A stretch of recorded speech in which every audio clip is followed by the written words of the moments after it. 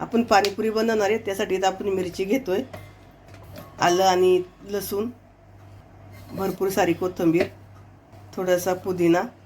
आता यामध्ये आपण थोडंसं पाणी ओतू आणि मिक्सरला बारीक करून घेऊ. आपल्या कोथिंबीर आणि पुदिन्याची तिखट चटणी तयार झाली आहे.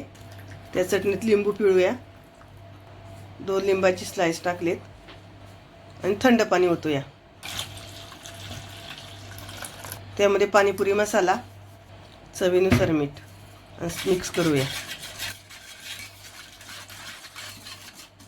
इथं आपलं पाणीपुरीचं पाणी तयार झाले तिखटवालं. आता आपण गोड चटणी बनवून घेऊ. इथे आपण खजूर आणि चिंच भिजवून ठेवली होती. आता ती मिक्सरच्या भांड्यामध्ये ओतून घेऊया आणि मिक्सरला बारीक करून घेऊ.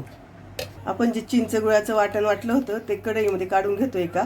ज्या मिक्सरच्या भांड्यामध्ये आपण बारीक चटणी केली होती त्या मिक्सरच्या भांड्यामध्ये पाणी घेतलंय. त्यामध्ये गूळ टाकणार आहे, त्यामध्ये मीठ टाकणार आहे, काळे मीठ टाकले. तर गॅस आपण चालू केलाय आणि चटणी आपण शिजवून घेणार आहे. आता ही इथं आपण गोड चटणी तयार करतोय. इथं चटणी आपण छान शिजून घेतली आहे. आपण त्यामध्ये चाट मसाला टाकलाय. मिक्स करून घेऊया आणि आपण गॅस बंद करूया. इथं चटणी आपली तयार.